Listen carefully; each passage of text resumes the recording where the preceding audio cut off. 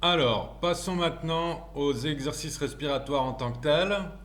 Donc, on va pratiquer d'abord un exercice qui s'appelle ou Kapalabhati dans sa version indienne ou Tummo dans sa version tibétaine. On appelle aussi ça la respiration de feu. Alors, je rappelle, et je vais le rappeler moult fois, qu'il faut se gaffer avec tous ces exercices, hein. On a bien compris que ça soit stretching thoracique, ventilation, stretching, tout ça, il faut se gaffer, il faut y aller doucement. Alors, cherchez bien entendu l'effort, mais faites en sorte de toujours rester dans votre zone de confort. Si vous poussez trop loin avec Kapalabhati ou Tummo, effectivement, vous pouvez, disons, commencer à planer un petit peu ou pire. Alors gaffez-vous. Donc moi je conseille 30 secondes maxi, c'est déjà énorme, hein, 20 ou 30 respirations de cette manière-là. Une fois que vous avez fait le Kapalabhati pendant un nombre déterminé d'expirations, comptez-les, hein. C'est très important de compter pendant ces respirations de manière à garder en éveil le cerveau frontal conscient focalisé. Et puis, une fois que vous avez fait cette série de Tummo, on va expirer à fond en se penchant en avant. On va appuyer les mains sur les genoux, se redresser en apnée poumon vide et faire Uddiyana Bandha. Vous allez maintenir Uddiyana Bandha quelques secondes. Vous ne maintenez pas trop longtemps. Vous n'allez jamais jusqu'à l'urgence de respirer. Et puis, pour sortir de l'Uddiyana Bandha, il y a une méthode spécifique. Vous allez d'abord relâcher le diaphragme, le ventre, expirer le reste d'air et inspirer à ce moment-là. Il ne faut jamais inspirer d'un coup quand on est en Uddiyana Bandha. Ça fait un mouvement du diaphragme qui est beaucoup trop brusque et avec lequel vous pouvez vous faire mal. Bon, cet exercice-là, sur le papier, il est assez simple. On va le faire en démo juste après. Suivez ce schéma. Vous pouvez raccourcir le Tummo. Je pense que faire plus que 30 secondes, il faut vraiment être un acharné, voire un petit peu cinglé. Et puis, ce que vous pouvez faire par contre, au fur et à mesure, hein, toujours bien progressivement, c'est intensifier le Uddiyana Bandha. Il y a des trucs que vous pouvez faire pendant Uddiyana Bandha qui sont tout bénef.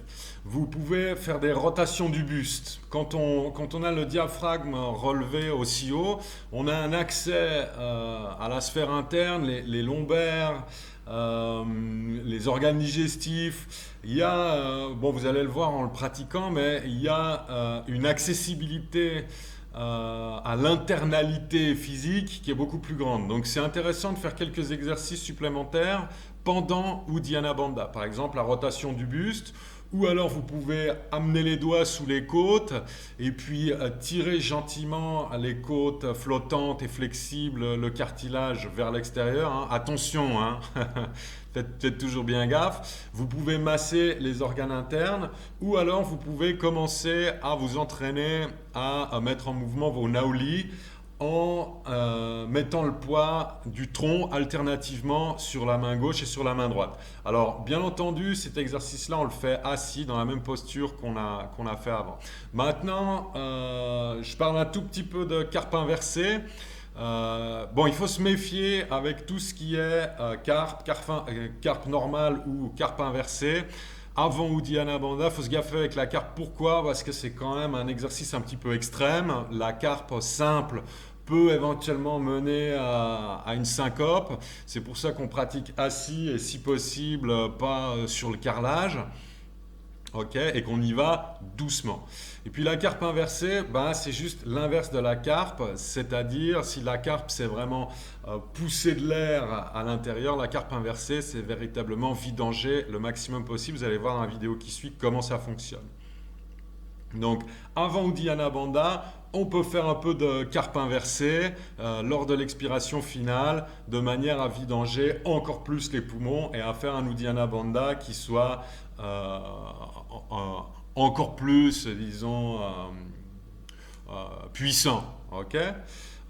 Quand vous faites la carpe inversée, Vous pouvez utiliser un pince-nez, mais je ne conseille pas. Pourquoi? Parce que si vous pincez le nez puis que vous ne faites pas la carpe inversée de manière véritablement subtile, ce que vous allez faire, c'est que vous allez mettre la cavité nasale en dépression.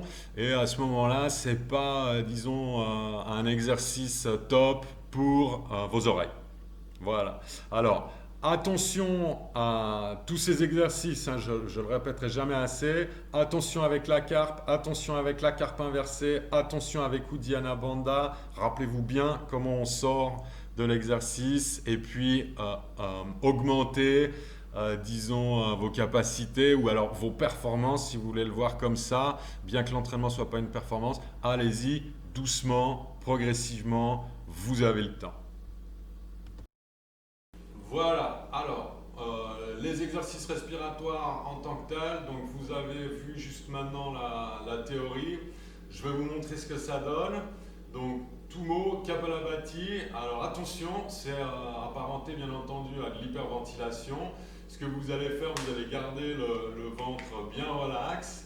Et puis en fait, vous allez expirer très rapidement par à-coups diaphragmatiques. C'est-à-dire, en gardant toujours bien le ventre relax, vous allez faire des à-coups avec le ventre en soufflant.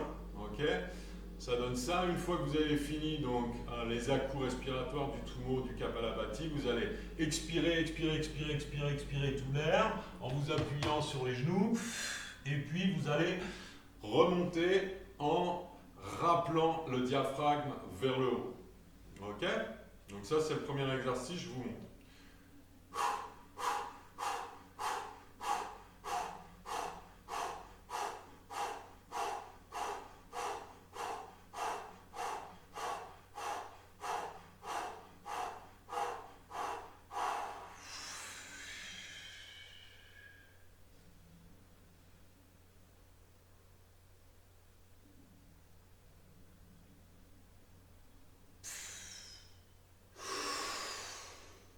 Ok, très bien. Donc, un coup du ventre, expiration complète, rappel du diaphragme, remonter à la verticale, maintenir quelques instants, ne pas aller jusqu'aux contractions, c'est véritablement quelques secondes. N'oubliez pas quand vous faites Kapalabhati Tumo, comptez les respirations pour vous donner un indice de combien vous pouvez en faire avant que ça vous fatigue.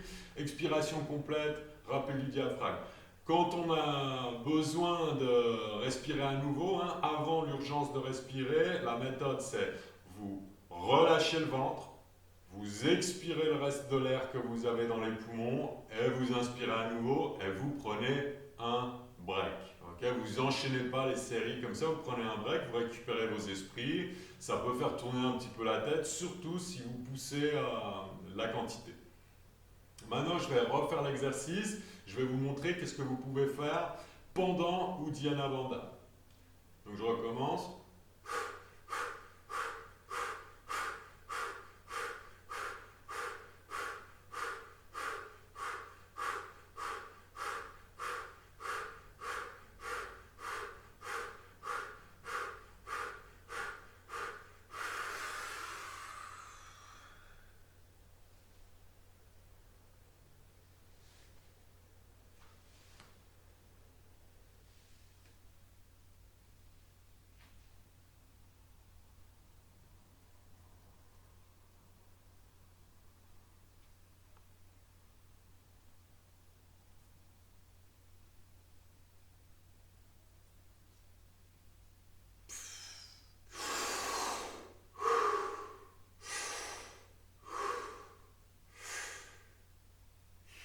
Ok, c'est-à-dire pendant Uddiyana Bandha, vous pouvez faire des rotations du buste.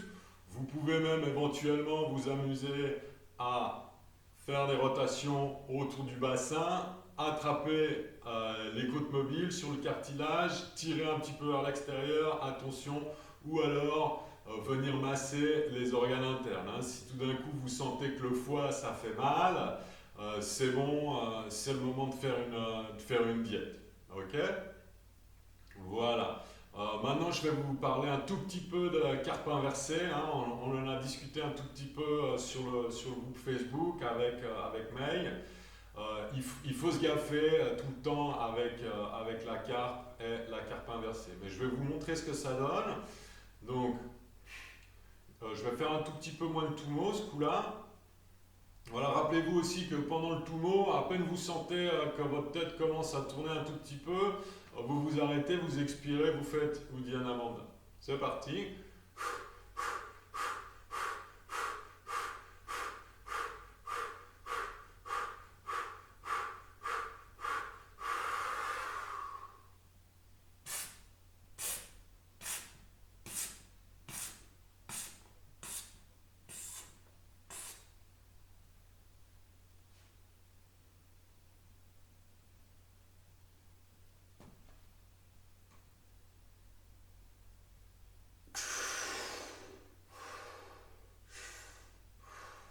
Voilà. Quand vous poussez en carpe inversée, vous faites Uddiyana Bandha, vous allez voir que ça creuse également à l'intérieur du trou des omoplates. Ok, toujours y aller doucement. Alors cet exercice, bon, il est très bien forcément parce qu'on accède aux organes internes, ça les masse, ça les régénère, ça les aide à se dégorger un petit peu si vous êtes parmi les fêtards de cet univers. Ok, le Kapalabhati c'est excellent pour entraîner la contraction abdominale rapide, efficace, pour quand on a besoin de faire un mouse feel, ce qu'on verra après dans la partie compensation. Voilà, je crois que c'est tout. Donc faites gaffe avec cet exercice, découvrez-le d'abord. Hein. C'est pas évident de choper le coup, de détendre le ventre et de rentrer d'un coup. L'inspiration entre les à-coups se fait de manière passive et puis toujours une bonne expiration. Voilà, je vous le fais une dernière fois, l'exercice au complet pour que vous voyez bien comment on peut le mettre à profit.